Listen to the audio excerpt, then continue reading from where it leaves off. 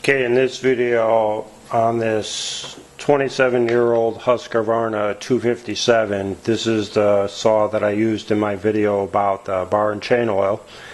And what I'm going to do with this saw today is I'm going to replace the support bushing, which is the bearing that goes behind here, and we're going to replace the chain sprocket, which is the original part. This is an Oregon part, which is the original for the Husqvarna, and obviously this is an original Husqvarna part.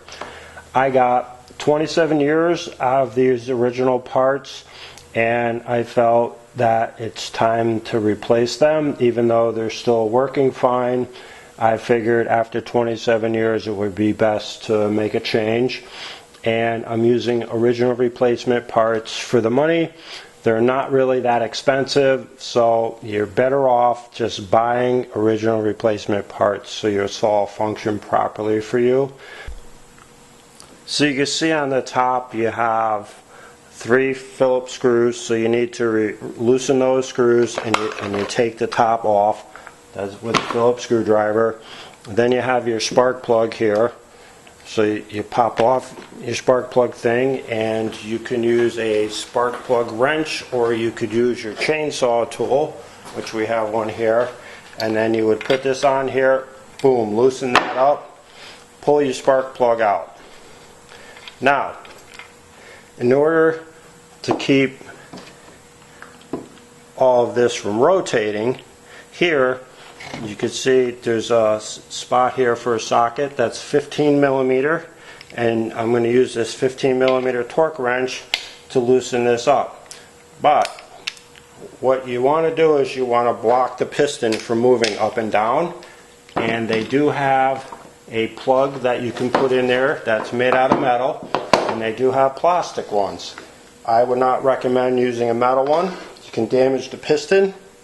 So I'm using cord for mine. So I'm going to take this wooden dowel. I'm going to get my top dead center is right here. I can see the top of the piston inside here.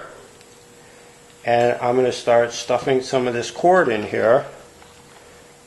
And then I'm going to back that off a little bit and stuff more cord in. This way here, I have something to buffer it.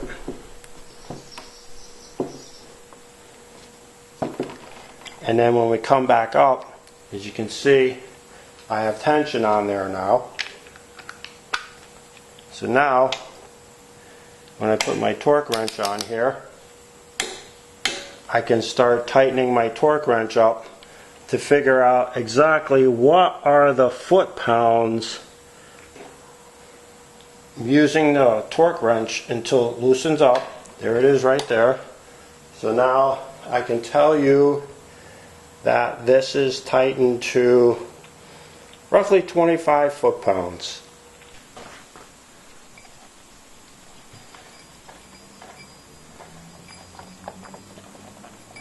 Alright, we take the clutch off, and this looks really good for being 26 years old. And we're going to pull off this outer clutch area, and as you can see, here's our gear for the chain. Goes on here, and here is that support bearing, which looks amazingly great for 26 years old. These, they recommend you grease these once a week if you're using your saw every single day. What I did notice here is there is wear on one side of this gear here, you can see, but this is an Oregon part. This is original stuff. So what we're going to do is we're going to put our new parts on. As you can see, there is wear on this one side of the sprocket for the chain on the old one, so it's a good idea that I decided to replace this with an original equipment one. This will last me another 27 years. So on this support bushing, I use a heavy duty waterproof grease made by Shell. So, and I put that on, And then I put on my sprocket piece.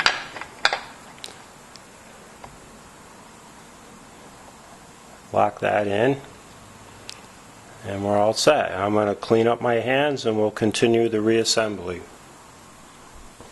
Alright, my hands are clean. My cord is still in here to keep the piston from moving. And we're going to screw the clutch back on.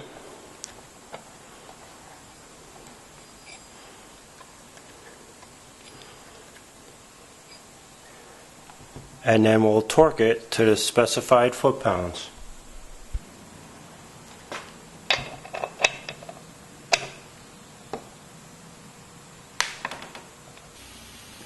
Bar and chain is back on, tensioned up, spark plug's back in, top is on, and this is ready to go.